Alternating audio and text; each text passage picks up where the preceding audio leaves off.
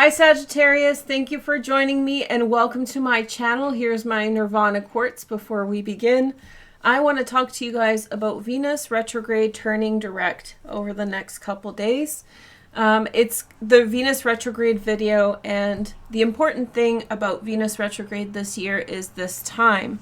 So today I'm going to explain to you the astrology, we're going to do tarot, and we'll get into it for your sign. This reading is for Sun, Moon, and Rising Sagittarius. I'm going to do the heart-shaped spread if you know what I'm referring to. And if you don't, then I'll explain it to you in terms of what's going on. Okay, so first off, I thought we would start with the spread by taking a look at your current environment. So your first card is the Two of Swords. A lot of people are getting this. The Two of Swords represents that there is not yet enough information in the situation to properly judge it. There's an emphasis in your chart on the second house in Capricorn, which means that there's going to be an emphasis on money, and there's more information about financial situations that will arise or happen, turn out over the next month and a half. So if you're watching this in January and you're just not sure, I would say chill out, because it's coming. Insight is coming. It's just the information's not available in some way. Okay? So be patient. Good times coming. Let's take a look at your feelings about love and about financial situations, about people with whom you share partnerships with. And then we have the Four of Cups. I think that you feel as though something is coming towards you. I think this could be like, you know, when a person kind of feels that their partner's gonna ask them to marry them. There's a feeling or an insight that you're getting about your current environment, that in which you're anticipating that something is coming. And I think that with the High Priestess, this is a very valid insight. So I think that you're in this anticipatory state, whether it's with your partner asking you for marriage or moving in together. It could be moving in together. I'll show you astrologically why in a minute. Or in terms of career, you could be anticipating a big break or some kind of opportunity. Now, I just want to say as a caveat that the big opportunity may be something that does not come out yet this year, but this year will be instrumental to it happening later. So it's not necessarily a rush to do anything. It's just you might be getting the feeling that something big is around the corner for you, and around the corner could mean a year or two, or even like a few years, but it's still very exciting and very exciting. Okay. And there could be very big financial outcomes for you at this time. So be patient with that. Okay, we have the Page of Wands, a Sag, a Leo, or an Aries, secondary transits in Earth, Virgo, Taurus, Capricorn. For those of you who are new, when I make the card associations, that's just a general guide. So it doesn't necessarily mean the gender or the sign associated with the card. It's just for people who are interested. So we have the Nine of Swords, Mars in Gemini. Okay. In your environment, it looks as though you've had to distance yourself from certain people in certain situations, particularly around money. It feels as though you have been begrudged or judged, or, you know, just received a very bad treatment, possibly because of your success. I remember a couple years ago when the South Node was in Sagittarius, or there was a series, or Jupiter was in Sagittarius, and many Sages just, you know, had big years, very, very special times in their lives. I'm thinking of Nicki Minaj, who I think is a Sagittarius. She like dropped a bunch of very popular songs, and I think that she like married someone. I'm not really sure. I'm not like in on gossip, but there's a lot of Sagittarians who have done really well through that time. And when Sagittarius does well, it's like you know, it's a beam of light. So when you are successful, you draw a lot of attention to yourself. And I don't mean that in a negative way. It's just you're a fire sign and it just comes to you this way. And so when that happens, I mean, the downside of that is when you get that sort of level of attention, it creates haters and it creates opinions and it creates negativity. So I think that maybe the residual of those years, which is, what was it, 2018, 2019 or so, 2017 even, was a few years ago. But anyway, but the residual of that might still be playing out in the form of resentful friends or frenemies or some other kind of variation of that. And so I think that you're also getting new friends. And so what I would say looking at this is look towards new people, bringing new life into your life or new energy. And there may be some awareness about, people in the past who were just not cool and who maybe begrudged your success or happiness or whatever. Okay, so let's get into the astrology and we'll finish the tarot in a bit. I'm going to do a collective reading for everybody to talk about the transits because there's a lot. But for each sign, I'm breaking it down and sort of glossing over the transits for your particular sign and to explain how the energy works for you. And so I encourage you to, if you don't understand some of this, wait and watch the collective reading. It's not out yet. And I will explain everything in detail and maybe come back to this later if you want. So first of all, Venus retrograde started on December 19th and will end on January 28th. This is all happening in your second house. Venus rules the second house in Taurus. And so, yeah, but your second house is Capricorn. That's a little bit of, she's the ruler of the second house. That's all you need to know. And the second house has a lot to do with money and personal resources. And this is kind of the success that I was talking about, because in 2019 and 2020, there were major transits in your second house. So giving you a lot of financial boost, right? Whatever your situation is, you had a boost. And so not everyone around you may have felt comfortable with that. And this transit that's happening right now is a resolution to this. So in 2022, we have a minor transit. How do I say this? The 2019-2020 transit was very big, significant, slow moving because the outer planets were involved. This is a minor transit because inner planets are involved. It's not going to last as long and it's not as far reaching. So it's a resolution to what happened in 2019 and 2020. And so Venus will station direct at about 10 degrees of Capricorn. She's going to join with Mars. Then they're going to go through the entire sign towards Aquarius in your third house. And while they're doing this, they're going to form a lot of aspects to other transits. So for right now, at the end of January until beginning of February, Venus and Uranus are making a very benefic transit. Benefic means positive. And this is in your sixth house. So there's this really positive energy between Venus and Uranus in your sixth house, which is very like get down to business, focus on yourself, reorient yourself in terms of what's important. This may be relevant for a personal relationship, but also it's like prioritizing what's important, especially around money, especially on what's yours. You know, haters gotta hate. And you just need to elevate. Sorry for the little rhyme, but yeah, it's that kind of energy. So while that is happening, so Uranus is going to bring you new solutions to old problems. So if there is financial fallout from 2019 and 2020, it is through this time, January 26th through February 4th, in which some type of new resolution may be offered to you by Uranus. Pretty exciting. What else do I want to say about that? Okay, and then Mars will join Venus by February 4th, exact on February 16th, and they will move together through Capricorn, forming a conjunction with Pluto and ending up in Aquarius on the same day on March 5th. So there was going to be a big push for you financially over the next, 2 weeks, let's say.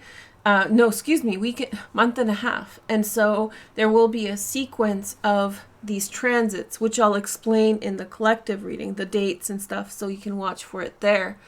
That is going to reshape your approach to money, new success with money. This is why you're getting the Two of Swords, because those transits are not here yet and you don't know the possibilities. So be open, new things coming in. I think you sense it. I think there's a desire or an awareness that you need to distance from some people, but there's also new people around for you to get to know. So all sorts of good energy for you at this time. What else did I want to say? I explained the astrology so quickly. If you watch Aries, the first sign I did, it was like very much more detailed, and I don't know. But now that I've done it a few times, I know like where to emphasize things and it's better. But anyway, so, okay. So yeah, you're going to have kind of a big moment here financially. And if you're watching this for a love reading, that could lead to new opportunities. But this transit, like I said, is rare. It is closing out 2019 and 2020. And you may not get a similar transit like this for a while. There is one in December, but it's not as extensive as this. So enjoy it while it lasts. Embrace it and see what kind of things it brings into your life. That is going to be your life from now until March 5th. Okay. So yeah, I think I'm surprised, but I did the astrology, so we can move on to the tarot. But that's what you really need to know. Very cut and dry, very much focus on yourself. So, you know, there may be offers that are coming on the table for you in terms of love, but I think that if I were more Sagittarian than I am, I would be really focused on like money and your resources and things like that. And maybe something's going to grow out of this. I'm also getting the impression that something's going to grow out of this. Oh, this is why I was stalling. Sorry. Sometimes when I forget, I think of something as I'm doing the intro and I'm like, oh, tell them this while doing the astrology, and then I forget. So I have this tendency to stall, and if you hear me rambling a bit, it's actually me trying to remember what I was trying to tell you. So, sorry. So we were talking about money, and I was telling you guys about how April is like a lucky time, and so how things may not be clear for you at the beginning of the year, and you might want to wait until like April. So the transit that might be happening for you that's going to be very much clarifying the things that are happening now is a conjunction between Neptune and Jupiter on April 8th in your 4th house. So there may be this Venus retrograde may be a catalyst event that will produce a very specific, very lucky outcome in the 4th house. What could that be? That could be somebody, if you're thinking about your partner, they could ask you to move in together. They may ask you to buy a house together. You know, take some step, especially around homes, houses, and moving. Or you may catch a break and find a perfect house or some other financial situation that will be very positive. So in terms of timelines, what I would suggest is that you don't rush this energy. Venus retrograde probably has taught you some lessons financially. It might have a rude awakening about people, but overall, I feel like progress is being made towards personal strength and independence, especially like these financial things. And you might see, if you are working hard, if you're applying yourself, if you're staying focused, then you might have a very good outcome around April 8th. In other words, don't judge your situation until April. Give it time to grow and resolve. Don't be so hasty, okay? And find out who's around you. This feels like a good energy, a new friend. I really feel like a new friend, someone who you can trust, whatever. Okay, so back to the tarot. So this is the general situation, and now I'm going to show you how it's going to evolve. So we have 10 of Swords. I just did... whose sign did I do? Leo's. I did all the fire signs already right at the beginning. They got the same card. So I think you too have to let go of the past. And the South Node has exited your first house. This is great. South Node transit of the first house is intense. So you're releasing the past, fresh start, you know, new beginning. So it's time for you to really let go. You know, I feel as this feels kind of threatening. So it's like, how do you say, having a friend and figuring out something about them that makes you feel uncomfortable. When you get to know them more, you know something about them and you're like, I don't know how I feel about that. And then you feel uneasy about this person. So, you know, walk away slowly. That's the energy. And then we have the Page of Swords, Gemini, Aquarius, or Libra, secondary transit in Earth, Virgo, Taurus, or Capricorn. I really feel like you're introduced to a lot of new people. A lot of new people, a lot of new connections, and a lot of good vibrations. So new people coming in, fresh start. I don't think your Sagittarians are not known for like holding on to the past. Maybe like you won't forget what someone did to you, but you're not necessarily like harboring people, and not like a Cancer does. But I do feel as though for whatever reason the past is haunting you, or a relationship is haunting you, or a relationship from the past you don't feel so comfortable with. So just let it do what it needs to do. It will fade out, and be very open to the new people in your life and the new possibilities. So get into the present moment and embrace the people that are there. The next message is the Magician. So these two cards that I put down on this side have a lot to do with like advice or how things are developing. And then we have the Two of Wands. So definitely a change in perception. It's a change in priorities. It's reevaluating things and taking an assessment in a different way than you had before. I really feel as though, just reprioritizing things, putting other things first, putting an emphasis in a different way, looking at your world in a different way, setting new expectations. The Magician is like you initiating on new priorities. So you may begin a lot of new things at this time. And when I'm saying this, I'm describing money. So I think that, you're changing your priorities, you're changing the emphasis, you're just going in different directions to do with how you place yourself in the world, how you place your money in the world. And I just feel like you're removing yourself. Like the image that I'm getting is you hitting your head against the wall over and over again, and like redundant, trying to get the different answer from the same situation. And finally, I think you've had some kind of insight and you're just like, no, I see it from a different perspective, and it sort of frees you up from banging your head against the wall. It frees you up to focus on other things. Like you realize that it's more cost effective, more energy effective to shift your direction in something else, and that's going to yield for you a very good outcome. Okay, then we have the Queen of Swords, Gemini, Aquarius, or Libra, secondary transits in water, Pisces, Cancer, Scorpio. Somebody's going to be very harsh around you at this time. So the Queen of Swords, it's like trying to convince someone to be something. It doesn't necessarily mean that you're asking someone a favor. I have to give some money to a community organization right now. And the person who manages the money is a Queen of Swords.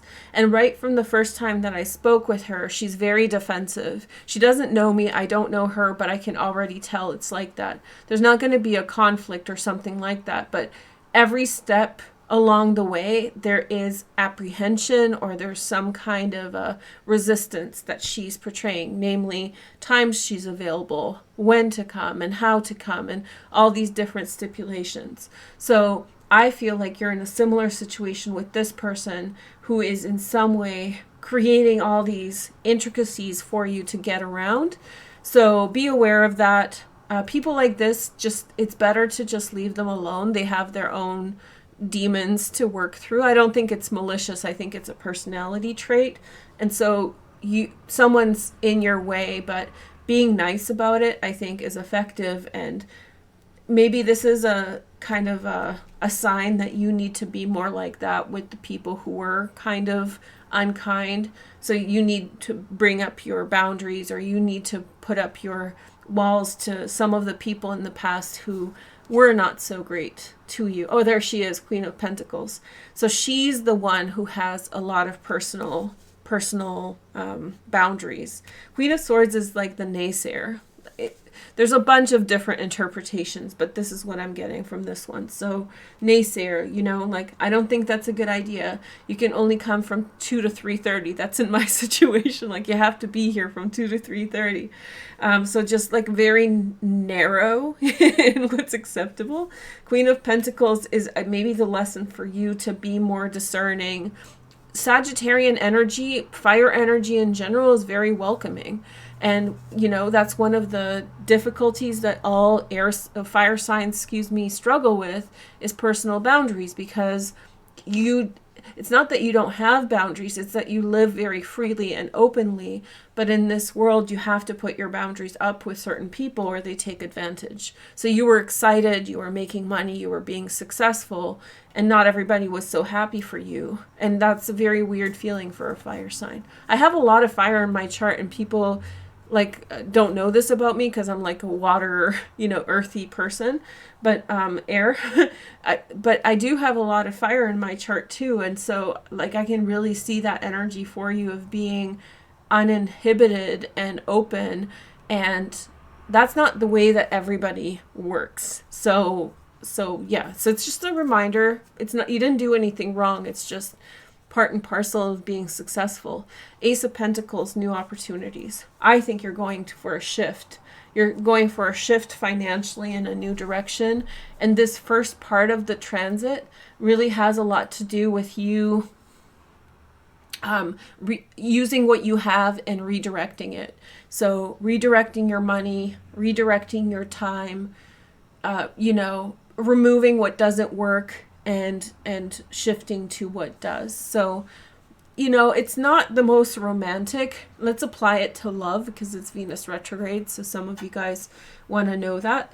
It's likewise, branching out. I'm not saying to break up. All Sagittarians need to break up with the person. But if you've been dating with someone who's like holding you back or being sort of negative or, whatever kind of pessimism, maybe it's time for you to branch out a little bit. Maybe take a lesson from that Queen of Swords. She's going to come up as a reminder. So when you meet that person and they're giving you all these loopholes, it's a reminder for you to be that you have a right. She can be very demanding. Like, you have a right to say, I don't want this way. It has to be this way. Okay. Thank you guys so much for watching. Again, members, there's going to be an extended did I make an announcement, or I think I forgot? So let me tell you that there's a members extended that I'm going to do probably this weekend. It's not going to be an extended for this. It's going to be spring 2022. And if you're not a member, that will come out later for everybody else. So I don't want to put all my members' content only for members. A majority of it will be, but some videos will be later available for everybody else. Private reading with me in the description, collective reading coming up soon, and short form videos on Tarot Talk, which is my old channel, and you can see that. Short form means they're under a minute, so I didn't want to put them on this channel, so go over there and check them out. Sagittarius, you guys are always a good energy. Nice to see you again, and I will talk to you soon. Take care. Bye.